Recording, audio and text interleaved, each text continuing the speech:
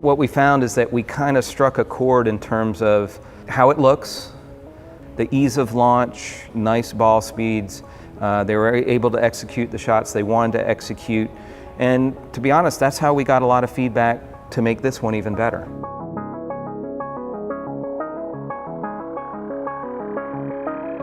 One of the things that's interesting about the Mizuno Pro 24X series is that we've got the Fli-Hi and we've got the 245. The 245 and the Fli-Hi are both hollow construction.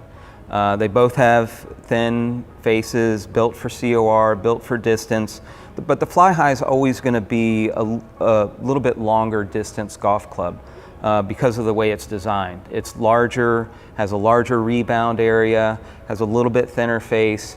So choosing between maybe a 3 or 4 Fli-Hi versus a 3 or 4 245 really comes down to what you're trying to do. Are you trying to maximize the distance of that club, or are you trying to hit it a specific distance?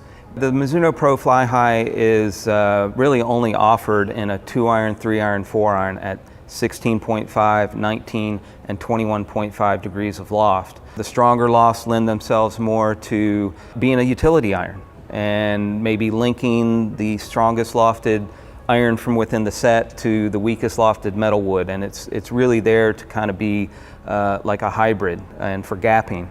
But in its 4-iron state, it could be used really as part of a combo set with any of the other Mizuno Pro 24X series irons, just to kind of maximize the distance on your strongest lofted part of that set. When somebody's first checking out the new Mizuno Pro Fli-Hi, there's a lot of subtle differences. If you look at it, you're going to see a thinner top line. You're going to see maybe a little bit more compact head. While making it compact, we also wanted to increase the performance. We think that we've made some really nice changes in terms of how it looks at address and also improving the performance at the same time. It's always a challenge to simultaneously increase the performance while making the head a little bit smaller. But we were able to do that. Having the deeper and lower center of gravity is going to help launch the ball higher for longer carry distances. And what we were able to do with the new 43-35 Nickel Chromoly face in terms of increasing the COR and the core area, you're going to get more performance out of a smaller package.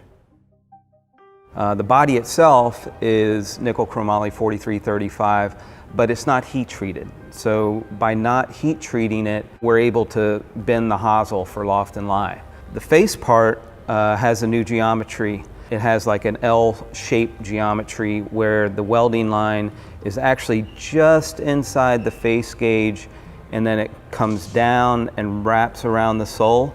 So the face part actually includes part of the sole. The face, which is made out of the 41-35 Nickel Chromoly in its heat-treated state, which is extremely strong, we can use that weld line to our advantage to have a thinner top line and also allow the sole to flex a little bit, contribute to the COR, particularly on shots that hit a little bit lower on the face.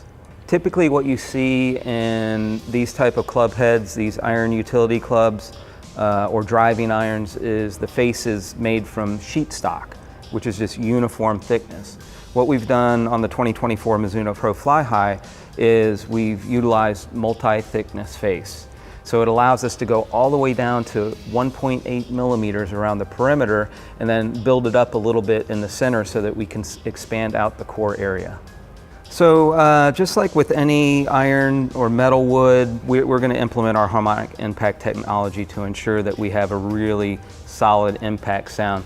So in the case of Mizuno Pro Fli-Hi, what we've done is reinforce this back surface right here and actually given it like a little bit of bulge and roll so that it is a little bit more self-reinforcing, and that actually made a big difference in terms of the sound if we can just reinforce this very thin area along the backside. It has like a hot sound but solid at the same time.